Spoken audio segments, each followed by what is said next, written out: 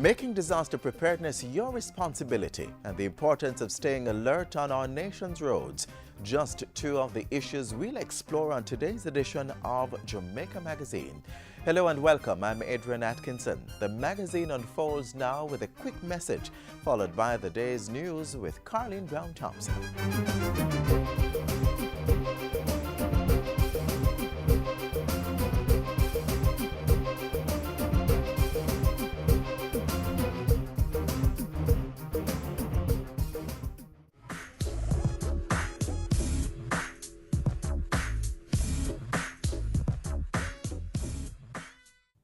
Hurricanes can strike at any time. In the event of one, be prepared to act quickly.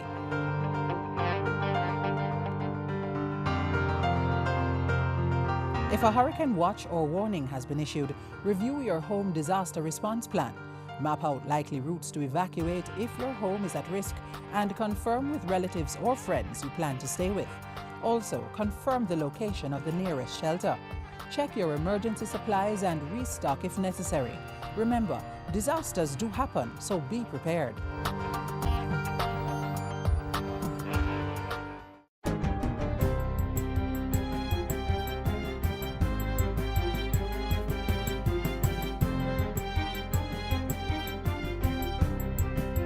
Good day, I'm Carleen Brown and this is your JIS News for Monday, June 9. 150 residents of the Majesty Gardens community in Kingston are to benefit from educational development over the next 20 months. The Majesty Gardens Community Educational Development Program gives residents literacy, numeracy and life skills training and puts them in a position to pursue their high school diploma and further studies. At last Thursday's official launch, Prime Minister Portia Simpson Miller said the $15 million venture was part of the state's contract with the people. This is what the essence of development is all about. Empowering people to make life better for themselves and members of their family. Building their capacity for action and broadening their choices. The multi-agency intervention is an initiative of the PIOJ's Community Renewal Program, as well as the Citizen Security and Justice Program and the Jamaica Foundation for Lifelong Learning. Government remains determined to complete an environmental assessment and engage stakeholders as it acts on a proposal to develop the Goat Islands into a transshipment port. Chairman of the Jamaica Logistics Hub Task Force on Education, Dr. Fritz Pinnock, says the environmental assessment may take up to 2 years, but insists the project is moving forward. We have started the process, the proposal is there, then the negotiation would have to start. Then you have to do, serious baseline studies and everything would have to be established. Then you'll have to have town hall meetings in which we'll get a chance to give feedback and so on. So it's a whole process of engagement. He says the project is utilizing a similar model as that used to establish the London Gateway, which took 10 years to complete. Dr. Pinnock was speaking Sunday as 100 persons toured the Little Goat Island. The exercise was planned by the Caribbean Maritime Institute and the Ministry of Industry, Investment and Commerce. Government will be distributing climate change audiovisual toolkits to students to increase awareness about the environmental issue. While making his sectoral presentation last week, Portfolio Minister Robert Pickersgill said the kits would provide educational information on the critical subject matter. It's a comprehensive toolkit, Mr. Speaker, and it will be given to all the schools in the island. I've already spoke to the Minister of Education. Our aim is to ensure that each school is equipped with at least one of these toolkits. The audio-visual toolkits will be age-specific and delivered to both primary and secondary students. Meanwhile, the Education Ministry is asking all schools to activate their disaster preparation management plan now that we are in the hurricane season. The directive was given last Friday by Chief Education Officer Dr. Grace McLean at a JIS think tank. She said the ministry was also sending out disaster preparedness and management bulletins to schools this week. In accordance to the booklets that were distributed to them in collaboration with ODPEM last year, and some were also distributed this year. We are reminding our schools that most of them are also used for disaster centers in case of emergencies, and hence they should ensure that the designated areas are identified. She also advised that schools should ensure they have the necessary technology to receive emergency notices from the ministry, and said any changed telephone numbers should be updated with the regional education offices. The Office of the Children's Registry OCR is training persons for search and rescue operations to help bring home missing children under the Ananda Alert system. OCR Registrar Greg Smith says so far 5 training sessions have been held with representatives of various government agencies and community groups. Primary aim of this training were the establishment and implementation of protocols between government agencies and community and parish-level development groups to improve the timely response of community to find and locate missing children who were reported. Mr. Smith, who was speaking at a recent JIS think tank, said the exercise was being financed by the United Nations Children's Fund. He said the one-day sessions involving theoretical and practical components had already been held in Trelawney, St. Anne, St. Catherine, St. James and St. Thomas, and would be extended to all parishes.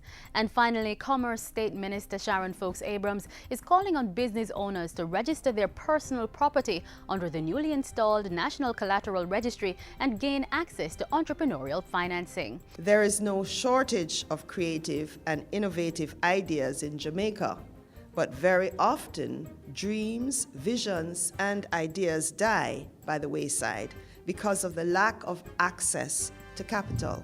Mrs. Folks-Abrams was addressing a recent business reform sensitization workshop. She said the owners of creative works were already receiving improved access to credit through the Secured Transactions Framework of the Security Interests Personal Property SIP Registry.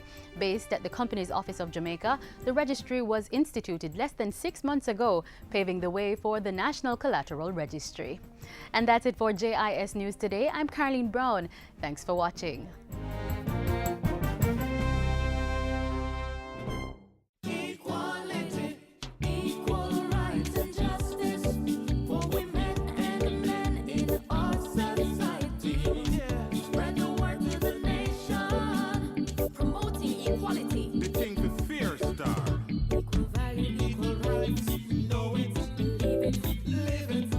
It's time for us to get it right.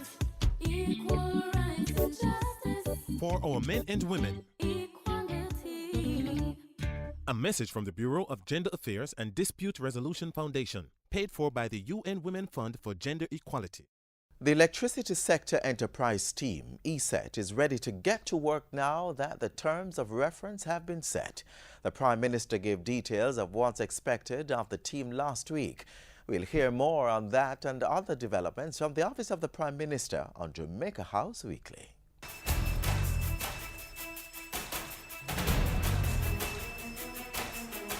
Terms of reference for Electricity Sector Enterprise Team revealed. Community Education Development Program launched, and Infrastructure Subcommittee of National Sport Council meets. With Jamaica House Weekly, I'm Simone Wolf. Prime Minister Portia Simpson-Miller tabled the terms of reference for the 6-member Electricity Sector Enterprise Team, ESET, in Parliament last Wednesday. The team was appointed by Cabinet primarily to lead and manage the procurement process for the 381-megawatt energy project.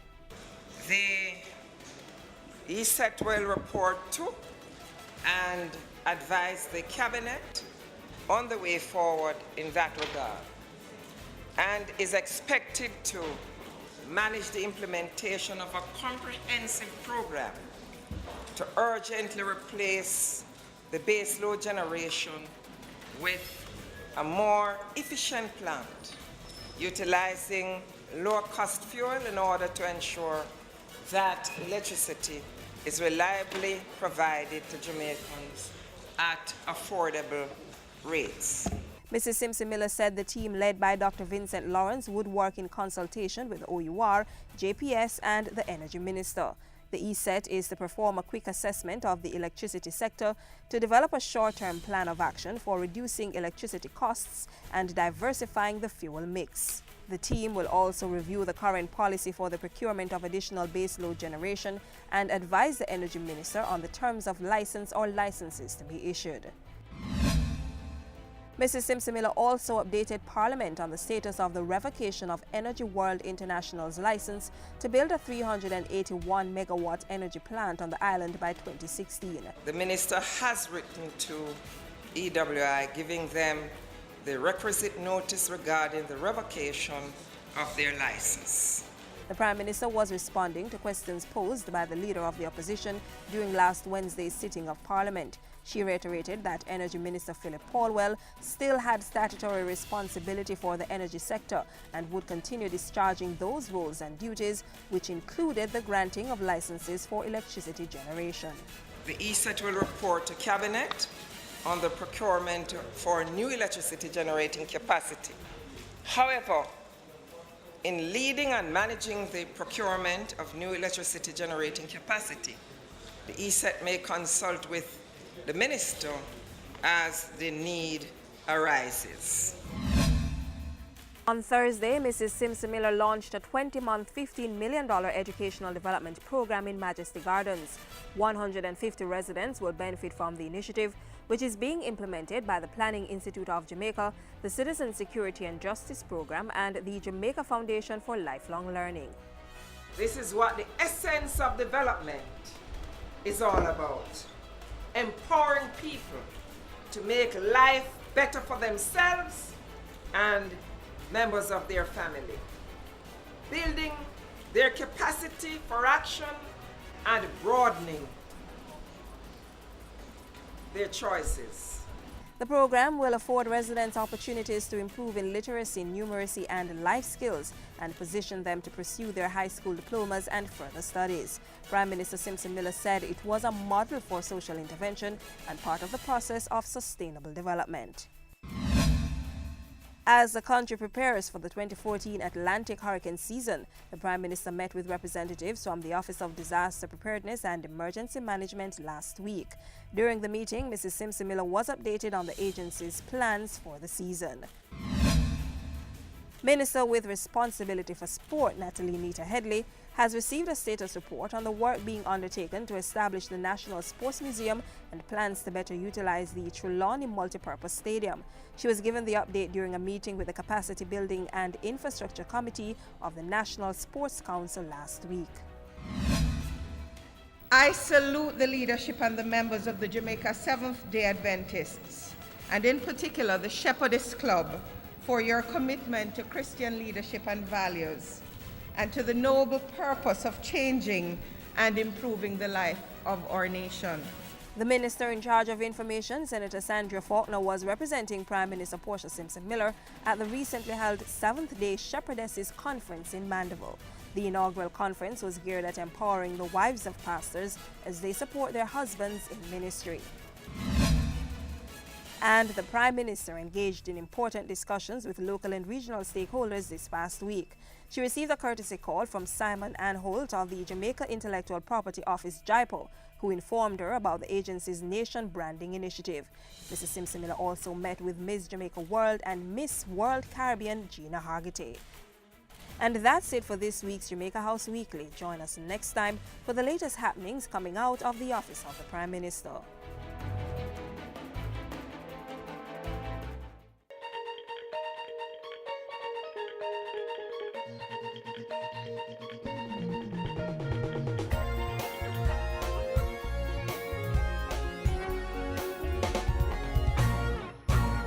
Welcome to the FSC Minute. I am Nadine Newsom.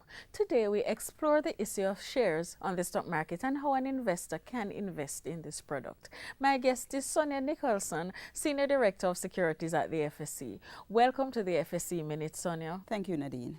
Sonia, what is a share? A share is a unit of equity ownership in a corporation. When you buy shares in a company, you become a part owner of that company. And how can an investor buy shares? An investor who is interested in buying shares in a company can contact a stockbroker who is a licensed securities dealer to buy and sell shares on his behalf. He can indicate to the stockbroker which shares he's interested in doing the transaction, or he could seek the advice of a registered dealer's representative to assist in the process. What role does the FSC play in regulating the stock market? The FSC has regulatory oversight over the Jamaica Stock Exchange. It enforces and approves the rules of the Jamaica Stock Exchange. The FSC also licenses and periodically examines the operations of the Jamaica Stock Exchange. Additionally, the FSC monitors trading activities of stockbrokers. Thank you, Sonia. My guest today was Sonia Nicholson, Senior Director of Securities at the FSC. For the FSC Minute, I am Nadine Newsom.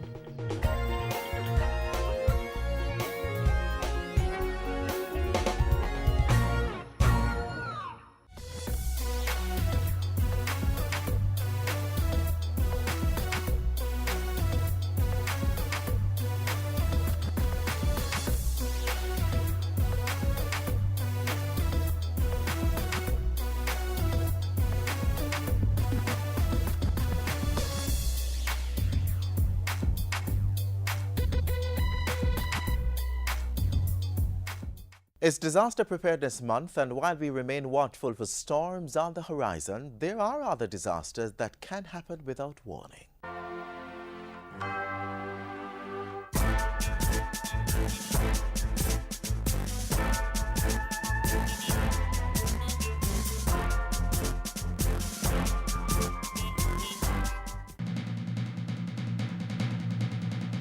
In the case of a fire at your home, should you A. stop to get your pet, B. evacuate immediately and call the fire brigade from a neighbor's phone, or C. stop to call the fire brigade? The answer is B. Evacuate immediately and call the fire brigade from a neighbor's phone. Many students know the answer to the question simply because a fire prevention officer went to their school and gave them the drill. When your clothes is on fire, you do not run. So you stop where you are, you fall to the ground, and you roll. Public education is a key component in fire prevention. It is a proactive method of reducing emergencies and the damage caused by them by ensuring that the public is fully aware of what to do in case of an emergency. We recognize that fires start most of the time because people don't know about fires. People don't know what it takes to make a fire. People don't know what it takes to get rid of a fire. Without educating a person about the dangers of fire, then they would be totally lost, and we will continue to have devastating fires destroying life and property.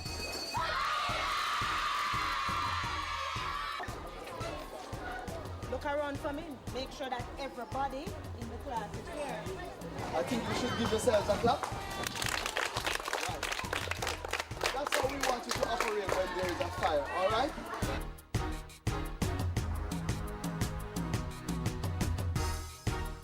Fire prevention officers go into communities, businesses, schools, churches, wherever they are granted access, and educate the public on fire safety practices. And through programs like Safety Monitor and Training, persons are taught to educate others about appropriate fire safety behavior. We go into communities, we train what we call community safety wardens or fire wardens. So they would now look at the mispractices. We go into businesses, organize the staff, and we train persons to train the people in the workplace. They are also trained to a point where they can check for hazards to ensure that all the fire hazards that are visible can be reduced. If it is that you require of us or you ask of us to come into your home and show you what inside there can actually start a fire and how you can prevent that fire, we actually do that. And we promote as well what we call the good neighbor policy. So you ensure that your neighbor is not doing anything that will put your life in jeopardy from a fire, and you do the same as well for your neighbors. What happens? Fire prevention does not stop at public education. There is also engineering and enforcement. You could call it the triple E effect. Engineering and enforcement go hand in hand. It's at this stage that the Fire Prevention Division review building plans, inspect buildings, and assess for compliance. We encourage you to come into us, submit your building plan. We are able to look at it to see how you are going to occupy the building, and then we would be able to recommend the type of devices that you would use to better protect your property and the lives that will occupy that building. Fire prevention officers should be contacted to conduct fire safety inspection as soon as new buildings are erected or existing buildings are being renovated. There is no cost attached. So you would write us a letter, and you can send it in to us by email. When we get that letter, we set a date with you. We come into your building and we look at everywhere, all of the occupied space, whether doors are locked off, technical room. We start from the roof all the way down to basement level if there is a basement, and we note everything in terms of what you have in the building, what you need to do, and then we would go back, make recommendations. So once you implement those recommendations, then you know that you are on the right track to have a safe building, a fire-safe building to occupy. Once the inspection is complete and your building meets the required standard, you will receive a building occupancy certificate, also known as a fire certificate. The Fire Prevention Division also sees to the retrofitting of fire hydrants. In 2007, we did a survey. That survey was a bit dismal, to be honest. It showed that we had just about 30% of all fire hydrants across the island working. We hired 2 teams of hydrant maintenance persons, and we placed one in the western section of the island and one in Kingston. In 2012, 5 years after, we did another survey, and that survey is showing us that we now have over 70% of the fire hydrants working. So that is really saying to us that the team that we have employed is actually going out there and doing the job that is required of them. The fire brigade is on the job to ensure that you are safe in the event of a fire, but they can't go it alone. Your help is needed. Don't cook and leave it unattended. Don't overload circuits. Don't introduce a whole lot of electrical equipment on systems that are not designed for that heavy load. Don't allow children that are not of the age of 12 and untaught to be fooling around with fire in general, and pretty much ensure that you have a plan in your home, in the building that you occupy. Ensure that the right equipment is there. Our message to the public is prevent, prevent, prevent. Once a fire starts, you need to call us. It is better for us to get on the scene and realize that you have already dealt with it than for us to get on the scene late. Because nobody likes a situation like that when we get there late and there's nothing much that we can actually do. For more information on the Jamaica Fire Brigade, visit their website, www.jfb.gov.jm, or call 922-2523 or 922-0007.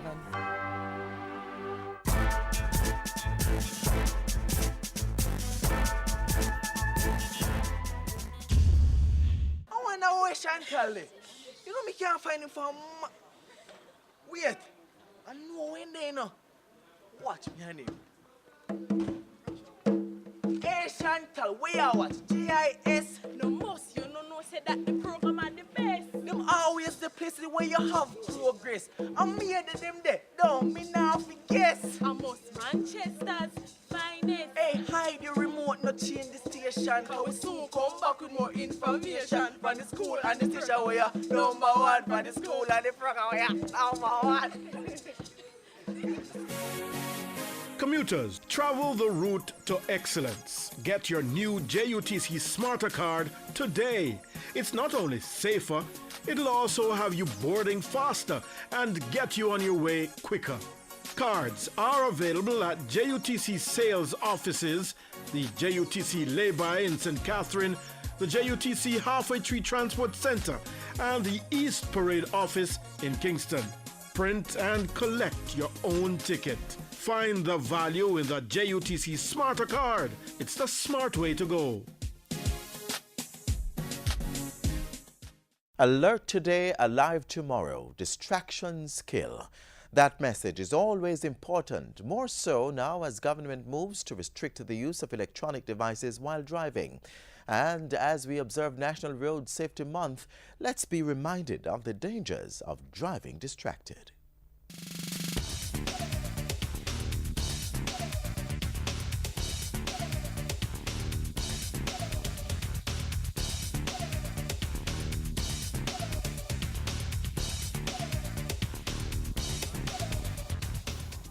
A motorist's ability to fully concentrate on the road is extremely important. Anything that requires a shift in focus should be avoided. The traffic environment is a busy one.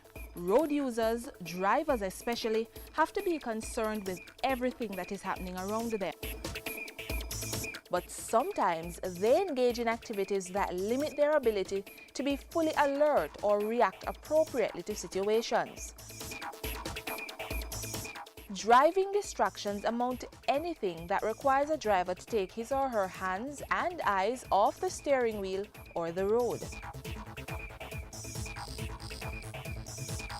Studies have shown that distracted drivers are setting themselves up for varying calamities. Drivers who use handheld devices are 4 times as likely to get into crashes serious enough to injure them. Using a cell phone while driving, whether it's handheld or hands-free, delays a driver's reaction as much as having a blood alcohol concentration at the legal limit of 0.08%. A driver sending a text message only has about 9% control of the steering wheel and the vehicle at the given time. Being distracted causes drivers to react more slowly to traffic conditions or events, such as another vehicle stopping or making a left turn or pulling out from a side road. Distracted drivers fail more often to notice or recognize potential hazards, including pedestrians, bicycles, or debris on the road. While these statistics are mainly from the United States, the situation in Jamaica is no less alarming, and authorities are taking note. Consultation is taking place here in Jamaica about a law to ban the use of cell phones while driving by imposing fines and other sanctions. In the meantime, drivers of public passenger vehicles should not use cellular phones while driving. Using earphones or hands-free kits may allow a driver to still maintain control of the vehicle with his or her hands. But a driver's best bet is to refrain from using them altogether, as their focus will now largely be placed on the conversation.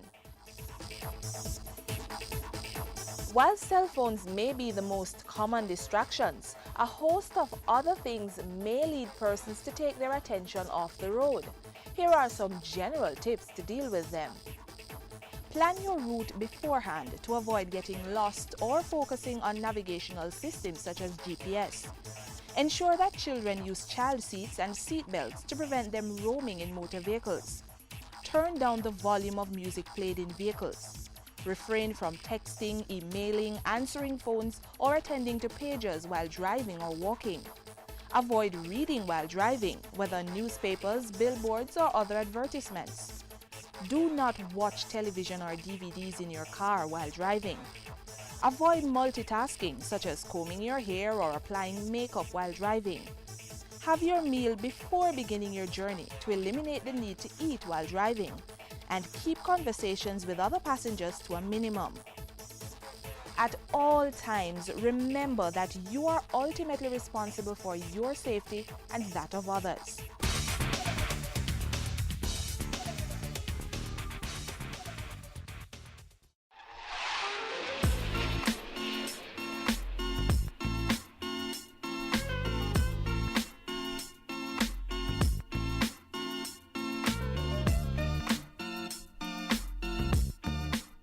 And that's it for today's edition of Jamaica Magazine. We're here to please you. So if you have any comments, questions, or you just want to keep in touch, drop us a line. Jamaica Magazine at jis.gov.jm. If you prefer browsing, stay on top of all the positive news, reviews and interviews coming out of Jamaica by visiting our website or YouTube channel. On behalf of the entire team here at the JIS, I am Adrian Atkinson, reminding you to make disaster preparation your responsibility.